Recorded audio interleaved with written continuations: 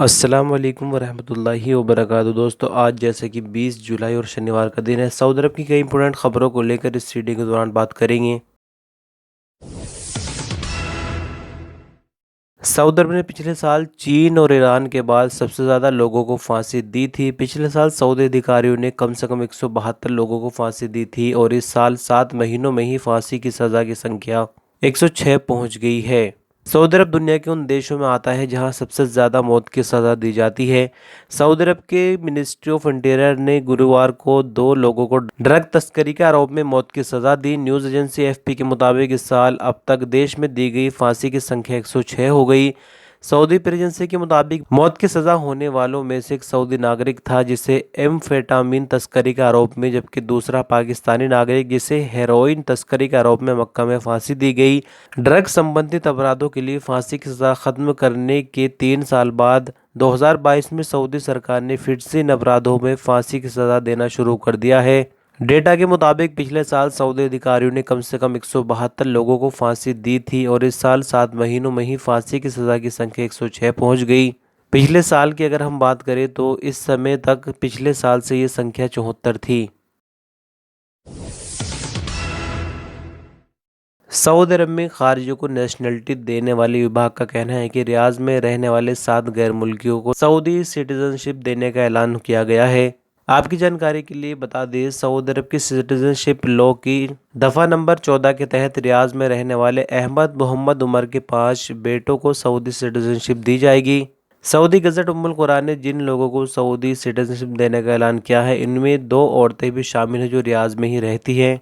इससे पहले भी इस तरह की खबरें आई है, लेकिन यहाँ आपकी जानकारी के लिए बता दें कि आम लोगों को कभी भी सऊदी अरब सिटीजनशिप नहीं देता है।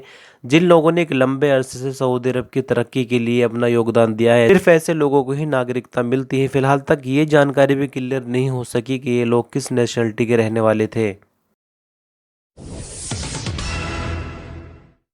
अमेरिका के पूर्व राष्ट्रपति और रिपब्लिक पार्टी के राष्ट्रपति उम्मीदवार डोनाल्ड ट्रंप ने नवंबर में होने वाले राष्ट्रपति चुनाव से पहले सऊदी अरब से बड़ा वादा किया है।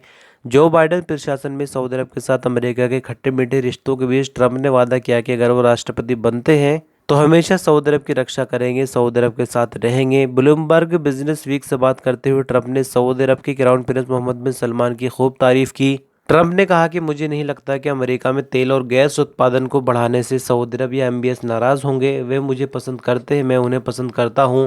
उन्हें हमेशा सुरक्षा की जरूरत होगी तो मैं हमेशा उनकी रक्षा करूंगा। ट्रंप ने आगे कहा कि पिछले 6 महीनों में उन्होंने सऊदी क्राउन प्रिंस से बात की है। ट्रंप के इस ऐलान से माना जा रहा है कि अगर वो राष्ट्रपति बनते हैं तो सऊदी अरब के साथ रिश्ते सुधारना सबसे अहम प्राथमिकताओं में शामिल होगा।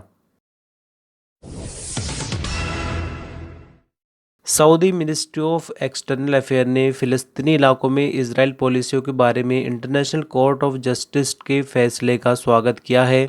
सऊदी प्रेजेंसी के मुताबिक Saudi ministry of external affair की तरफ से बयान में आगे कहा गया है कि इंटरनेशनल कोर्ट ऑफ जस्टिस की तरफ से जारी रिपोर्ट का सऊदी अरब हर तरह से स्वागत करता है। इंटरनेशनल कोर्ट ऑफ जस्टिस ने बीते 57 साल से फ़िलिस्तीनी इलाकों में इसराइल की मौजूदगी को गैर कानूनी इजहार किया है। दरअसल आपकी जानकारी के लिए बता दें कि इंटरनेशनल कोर्ट ऑफ जस्टिस में फ़िलिस्तीन को लेकर मुकदमा चल रहा है, जहां से ये नया फैसला आया है जिसमें कहा गया है कि इजराइल का कब्जा फ़िलिस्तीन के इलाकों में पूरी तरह से गैर कानूनी है। लेकिन आपको हम ये भी याद दिलाना चाहेंगे कि इससे पहले भी यूनाइटेड नेशन में कई तरह की बातें हुई, लेकिन इसराइल के कान पर जू तक नहीं रेंगती और फ़िलिस्तीन में जिस तरह से जंग लंबे टाइम से चल रही है वो अभी भी जारी है। सऊदी रोड अथॉरिटी ने सड़कों के लिए कलर कोडिंग सिस्टम जारी किया है। हाईवे को नए कोड के मुताबिक कलर किया जाएगा जिससे गाड़ियों की पार्किंग की पहचान हो सकेगी। आपकी जानकारी के लिए बताते चलिए, रोड अथॉरिटी का कहना है कि पीला और काला रंग जहां किया होगा उसका मतलब यह है कि यहां गाड़ी खड़ा करना बिल्कुल मना है। नए कलर कोडिंग के मुताबिक सफ़ेद और काला रंग रोड साइड में पार्किंग की इजाज़त देगा, जबकि लाल रंग सिर्फ इमरजेंसी गाड़ियों के लिए रिजर्व होगा। पेड पार्किंग की पहचान के लिए वो फुटपाथ जो नीले और काले रंग के होंगे वहां गाड़ी पार्क करने का किराया लगेगा, जो कि प्रति घंटा के हिसाब से अदा करना होगा। आपकी जानकारी के लिए बता दें, सऊदी रोड अथॉरिटी की तरफ से सड़कों के किनारे किए जाने वाले रंगों के जरिए पार्किंग की सुविधा को उपलब्ध कराना है, जिस पर अमल करना जरूरी होगा। सऊदी अरब में मौसम के जानकार हुसैन अल कहतानी ने कहा कि सऊदी अरब में गर्मी का मौसम 30 अगस्त तक जारी रहेगा। मौसम विभाग के स्पोकमैन हुसैन अल कहतानी ने पुष्टि की कि जद्दा में गर्मी की लहर में कमी की जो खबरें वायरल हो रही हैं वो बिल्कुल गलत है, जबकि गर्मी का मौसम 30 अगस्त को ख़त्म होगा।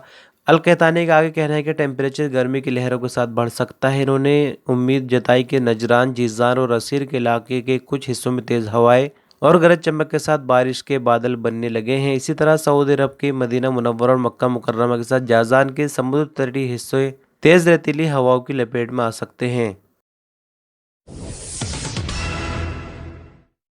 और अंत में सऊदी अरब में ज़कात टैक्स और कस्टम अथॉरिटी ने 1,12,493 से ज़्यादा नशा करने वाली गोलियां यानी कैप्टागोन की स्मगलिंग की 7 कोशिशें नाकाम बनाई। कस्टम अथॉरिटी ने ड्रग स्मगलिंग की ये कोशिशें अल हुदैदा और अल दर्रा बंदरगाह के जरिए सऊदी अरब में आने वाली गाड़ियों से बरामद की, जिन्हें बहुत ही बारीकी से छिपाया गया था। कस्टम अथॉरिटी का कहना था कि कई गाड़ियों को कस्टम के तरीक़ाकार के तहत बहुत ही बारीकी और जासूस कुत्तों के जरिए इन गोलियों का पता लगाया गया। ज़कात टैक्स और कस्टम अथॉरिटी ने पुष्टि की कि वो सऊदी अरब की इंपोर्ट और एक्सपोर्ट पर कस्टम कंट्रोल को सख्त करने का सिलसिला जारी रखे हुए हैं।